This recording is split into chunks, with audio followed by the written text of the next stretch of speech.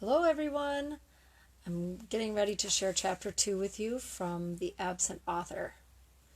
So I hope you're enjoying the story so far and I hope you're having a great day.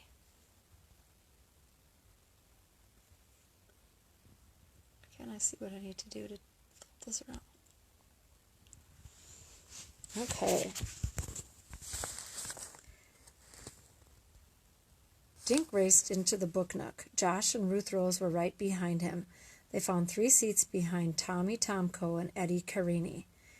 Dink plopped his pack on the floor. The clock over the cash register said 3 minutes after 11. "Where is he?" Dink whispered to Tommy Tomko.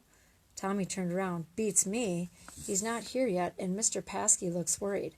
"What's going on?" Ruth Rose said. Dink told her and Josh what Tommy had said.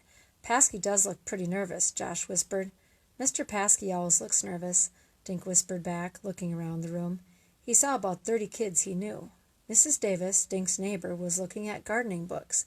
Dink checked out the other grown-ups in the store. None of them looked like a famous mystery writer. Mr. Paskey stood up. "Boys and girls, welcome to the book nook. Wallace Wallace should be here any second. How many of you have books to be autographed?"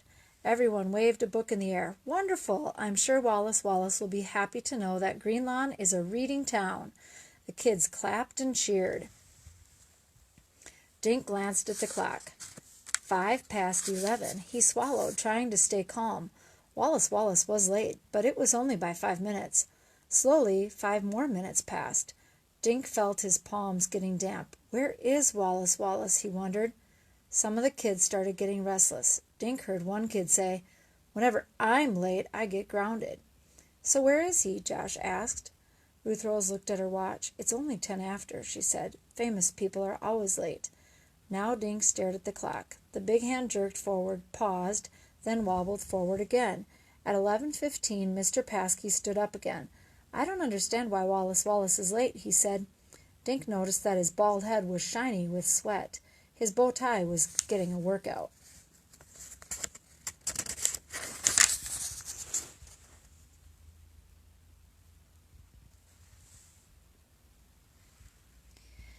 Mr. Paskey smiled bravely, but his eyes were blinking like crazy through his thick glasses. "Shall we give him a few more minutes?" The crowd grumbled, but nobody wanted to go anywhere. Ruth Rose started to read her book. Josh opened his sketch pad and began drawing. Mr. Paskey. Dink turned and stared at the door. He mentally ordered Wallace Wallace to walk through it. "You have to come," thought Dink. Ever since he had received Wallace Wallace's letter, he thought about only one thing, meeting him today.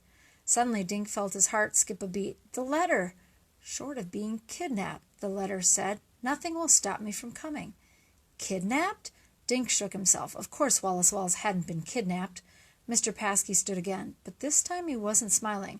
"I'm sorry, kids," he said, "but Wallace Wallace doesn't seem to be coming after all." The kids groaned. They got up, scraping chairs and bumping knees. Mr. Paskey apologized to them as they crowded past, heading for the door. "I've read every single one of his books," Dink heard Amy Flower tell another girl. "Now I'll probably never meet anyone famous." "I can't believe we gave up a soccer game for this," Tommy Tomko muttered to Eddie Carini on their way out. Ruth Rose and Josh went next, but Dink remained in his seat. He was too stunned to move. He felt the letter through his jeans, short of being kidnapped. Finally Dink got up and walked out. Josh and Ruth Rose were waiting for him. "What's the matter?" Ruth Rose said. "You look sick." "I am sick," Dink mumbled. "I invited him here. It's all my fault." "What's all your fault?" Josh asked. "This," he said, thrusting the letter into Josh's hands. "Wallace Wallace has been kidnapped." Chapter 3, next time.